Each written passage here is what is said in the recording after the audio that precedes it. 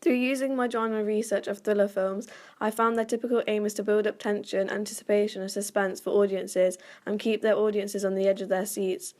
Plot/narratives play a very important part in doing so, and popular plots that I found were people going missing, which is normally a young girl or woman. This can be seen in Gone Girl and The Captive. Amy Elliott Dunn disappeared 3 days ago. I had nothing to do with the disappearance of my wife. I have nothing to hide. Have you seen this girl? As well as stalking cases. An example of this is A Perfect Guy.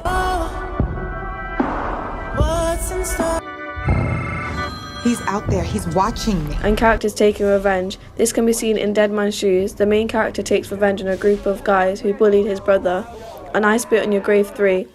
The vulnerable woman gets abused and raped by a group of guys. Justice. She then recovers and changes her name and takes revenge on the men one by one. Justice isn't something you The receive. protagonist in these films is set against a problem, such as an escape, a mission, or a mystery. This is exhibited through the thriller action-based film Salt. She is on a mission to clear her name from the government. They are normally faced with danger, and it is emphasised in thriller films. I use the narrative of my character being set with a problem, but her setback is that it is unknown to her, therefore it is a mystery. It later then turns into a mission to find it, and finally, once she has found it, she then learns she has to escape from it. Therefore, I took all three of the above and created it into a thriller-based film to excite my audience. Todd Ross theory. Typically, most films use Todd Ross theory of the 4 narrative stages, which is conventional in many films. I began with equilibrium at the start. It starts with my character waking up and getting ready as she is entering a new and exciting period of her life, which is moving out for university. The audience would expect the girl is feeling happy as she is moving to the next chapter in her life. However, on moving out, she undercovers the disruption that occurs in the narrative. Then the third stage, which is the attempt to repair. As she starts to find out things that have occurred in her life, she starts to take revenge on it.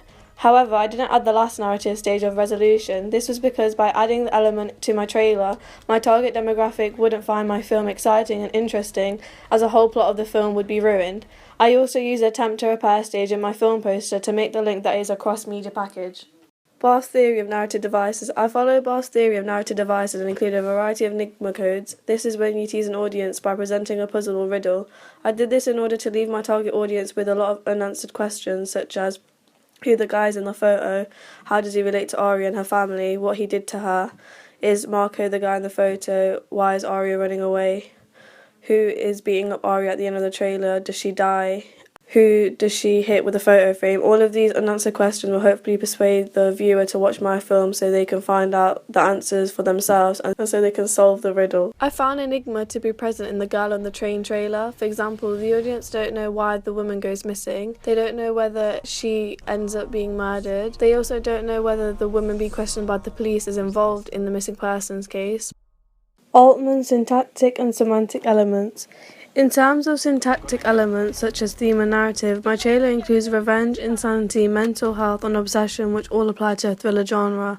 However, the theme of violence, treatment of women and corruption adds to the genre of social realism, therefore my film is a hybrid between the two. I found similar themes in thriller films such as Gone Girl. They create emphasis on themes such as revenge and psychological issues. Technically missing. Soon to be presumed dead. Gone. And my lazy, lying, cheating, oblivious husband will go to prison for my murder. To fake a convincing murder, you have to have discipline. You befriend a local idiot. Semantic elements, which is media language that is present in my trailer, such as mise-en-scène, include low-key lighting, props such as blood, knives, fire and pills, and dramatic sounds all create an ominous and uncertainty tone for my audience, suggesting that it is a thriller genre. I found this all to be conventional of thriller films, as well as the use of action scenes. This can be seen in Memento, stalking scenes, this can be seen in The Perfect Guy, and chasing scenes. I use these as well to create a fast-paced and more chaotic feeling to my narrative.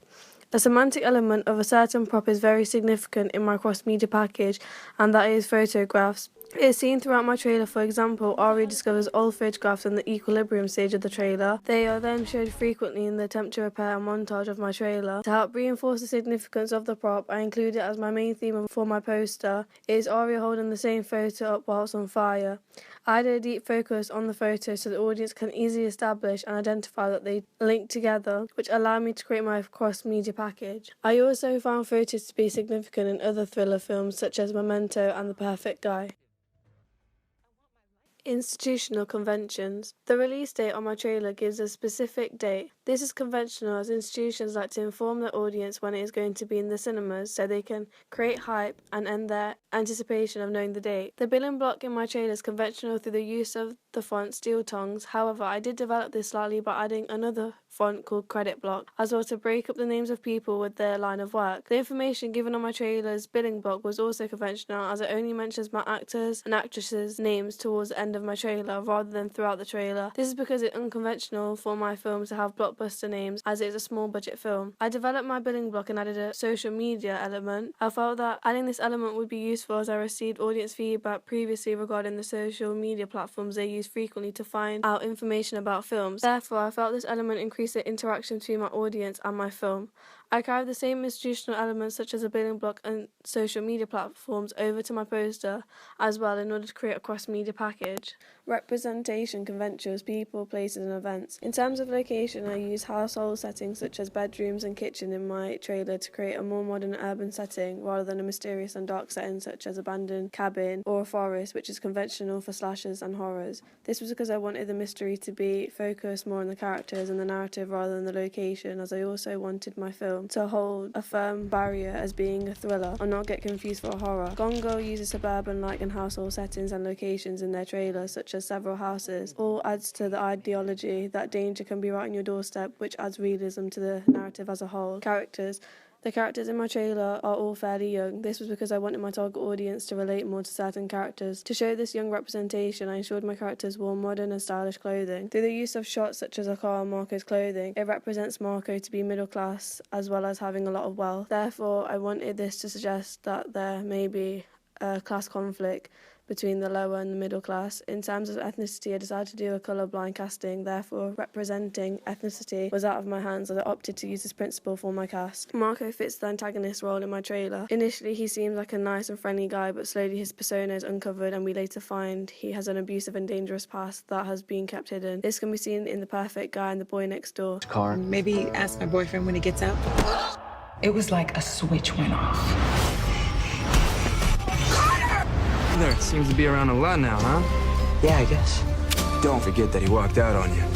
Honey, I need you to stay away from Noah. The protagonists all seem to think that the male character is a good person, but later on find out that he has a dangerous past. Therefore, to implement this in my trailer through using a shot-reverse shot conversation between Marco and Arya, it allowed the audience to think he's a nice and polite person. However, by adding jump cuts of my trailer when Marco is entering the house paired with the dramatic change in music, it allows the audience to think Marco isn't actually what he acts to be. Therefore, dialogue such as "I'm gonna get her," this emphasizes his dangerous side. I'm gonna get her. Props, character roles. Props suggest that in every film there are 8 character types. I challenged and developed this as I only demonstrated at least 3 in my trailer, the first being the villain and antagonist, which is a character Marco. It's evident that Marco is the antagonist in the film as we see several shots that make the audience aware that he's dangerous and has a villain-like tendencies and behaviour. The second being the protagonist/hero, which is Arya, who is seeking to find out the truth about her and her family's secret past. Third character I represented was the helper, which would be Arya's best friend Hannah, who looks out for Arya during her investigation and gives her advice on what to do. However, Prop argues that the villain is always dominated by the hero. Arguably, in my trailer, the hero actually dominates the villain. Levi Strauss, binary opposites. One of the main binary opposites seen in my trailer is male versus female. We see the difference in terms of mise-en-scène, such as clothing, on Marco and Arya. However, I developed further between the binary opposites of masculinity versus femininity. Arya is presented quite feminine towards the equilibrium narrative stage, such as her applying makeup and being appearance-driven. However, during this attempt to repair stage, this dramatically changes as we see her in a black hoodie, gloves and trainers, which which is more of a masculine and boyish choice of clothing. Moreover, I developed the normal stereotype of women being weak and vulnerable and being the damsel in distress, and put Arya's character to be quite rebellious and brave through her actions such as breaking into Marco's house to find out the answers. I also included the binary opposite of good versus bad. However, I found that I have developed this slightly because towards the beginning of my trailer it is clear that Arya's character is good and Marco is bad, but then Arya breaks into Marco's house, injuring and leaving someone unconscious. Therefore, different audiences may see these actions as bad or criminal-like and portray her as bad rather than Marco because they don't technically know what he has done and what his character is really like. This is quite similar to Gone Girl. Initially, there's emphasis on the character of Nick Dunn being the bad villain in the trailer. Mark of a sociopath is a lack of empathy. Amy lost a lot of blood in there, then somebody mopped it up. As they imply he killed his wife, show him in a suspicious manner, and they also reinforce this through violent scenes such as him hitting his wife. Hit her? It's not even close! Absolutely not. I never touched her. This leads the audience to believe that it's actually Nick who is the bad character through certain shots exhibited in the trailer. However, if you watch the whole film, it turns out that his wife framed him for the murder / missing persons of herself due to her taking revenge on him. Ticking. Meticulously stage your crime scene with a kind of blade. You need to clean poorly, like he would. Therefore, arguably, different audiences may see one character as good or bad in certain contexts of things. Laura Mulvey, male gaze. I use the theory of Laura Mulvey of the male gaze by Marco spying on Arya in her room while she's getting ready to go in the shower, and at the end of their first encounter he turns around to watch her walk away. However, I did develop this and change it, as in some scenes of my trailer it's actually Arya that is watching Marco, for example, outside his house. An event that I found is quite common in thriller films: violence against women. I exhibited this through a home invasion of Arya by an unknown person, but the audience would assume it is Marco. I found this to be similar in the film Hush, where a deaf woman is being hunted down in her house by a male antagonist who tries to kill her.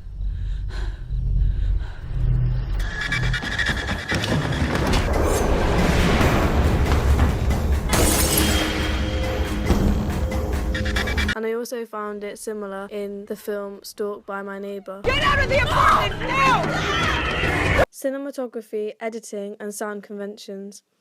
I included a lot of point of view and handheld shot types to create verisimilitude, tension, as well as chaos to emphasize the narrative and reinforce how a thriller film should make an audience feel. I used low-key lighting in some of my shots again to create tension and excitement, but also to show a dark side in contrast with the equilibrium narrative stage, which is in ambient and natural lighting. Furthermore, I used shot reverse shots alongside dialogue to show the audience certain characters' facial expressions and reactions. I also used over-the-shoulder shots so the audience could feel like they are physically there as a watcher to the scene. I included the conventional element of a montage in my trailer, as it adds to the tension as well as the excitement of the film. It allows the audience to see the most exciting action-packed scenes from the film. It also keeps the audience on the edge with the quick shots working together with the sound effects and fast-paced / dramatic music. I used both continuity and discontinuity editing style in my trailer. I used sound effects to create a suspense and dramatic atmosphere and emphasize the shot type / movement, such as Arya hitting someone over the head with a glass photo frame. The eerie sound effect paired with the sound effect of glass breaking all work in sync with each other to help create the chaotic scene.